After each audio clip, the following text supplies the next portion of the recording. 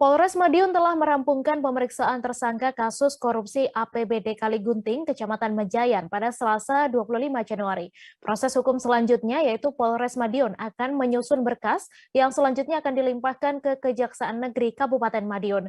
Kasat Reskrim Polres Madiun AKP Rian Wiraraja Pratama mengatakan masih mendalami lagi kemungkinan adanya penambahan tersangka dalam kasus korupsi anggaran APBD desa yang merugikan negara sebesar 487 juta rupiah tersebut. Untuk info selengkapnya akan disampaikan rekan wartawan Tribun Jatim, Sofyan Arif Chandra yang kini sudah terhubung bersama kami. Halo rekan Sofyan. Halo rekan Mei, halo selamat malam Tribuners. Selamat malam, silahkan dengan informasi Anda bagaimana modus tersangka ini dalam menjalankan tindak pidana korupsi ini.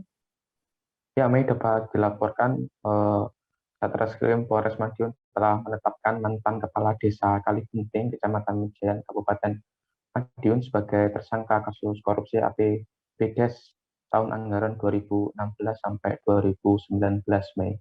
Untuk modusnya sendiri, Kepala Desa ini mengambil atau menguasai seluruh APBD dengan modusnya ini dia mengatakan bahwa sudah ada beberapa proyek yang dia talangi menggunakan uang pribadinya, sehingga dia meminta uang kepada bendahara untuk menambal atau menggantikan uang proyek yang telah ditalanginya menggunakan uang pribadinya tersebut. Nah, setelah diminta semua uang APBD-nya ini, ternyata ada beberapa honor yang berupa untuk PLT Sekdes, untuk kuli, dan untuk PLT atau untuk tenaga-tenaga lainnya yang dipotong oleh kepala desa ini. Dan ini berlangsung selama 3 tahun, yaitu mulai tahun 2016 sampai 2019 dan telah merugikan negara sebesar lebih dari 400 juta Mei. Iya, kemudian Sofyan mengingat hal ini dilakukan di instansi pemerintah, namun kemudian adakah pihak lain yang terlibat? Dari keterangan sementara dari Kasat Reskrim menerangkan tidak ada. Apakah adakah instansi atau perangkat desa lain yang terlibat, karena dari keterangan Kasat Reskrim setiap ada perilaku yang mencurigakan dari mantan kepala desa ini, perangkat desa selalu meminta persetujuan atau meminta tanda tangan yang dibubuhkan hitam di atas putih, Mei. Jadi mereka tidak mau sekonyong-konyong memberikan uang ataupun persetujuan lainnya tanpa ada tanda tangan dari kepala desa. Jadi Kasat Reskrim memastikan hingga saat ini clear tidak ada pihak lain yang terlibat dalam kasus korupsi ini, dan kepala desa ini merupakan single player atau pemain tunggal dalam kasus korupsi ini, Mei.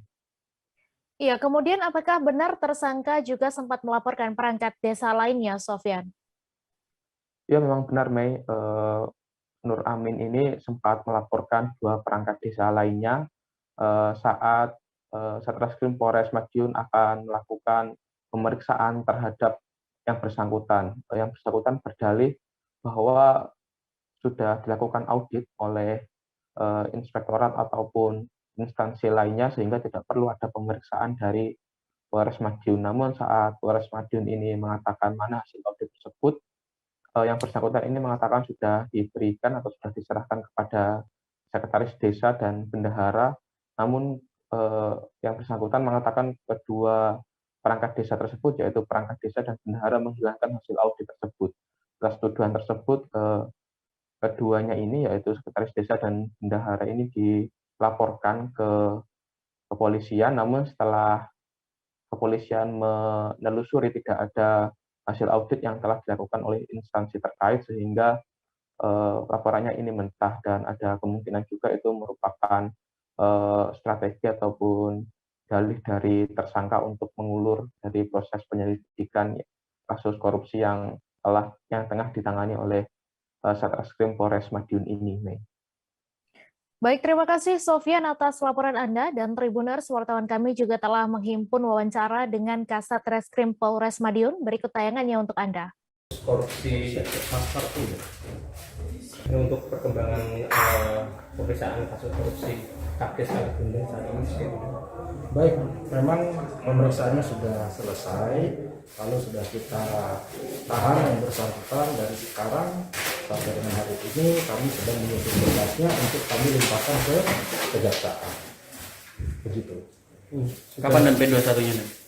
Untuk P21-nya sendiri nanti setelah kita mengirimkan berkas tersebut kepada JPU, nanti akan timbul jawaban dari JPU apakah sudah lengkap atau belum. Begitu. Ada kemungkinan penambahan tersangka? Kemungkinan penambahan tersangka ini masih sedang kita dalami terus.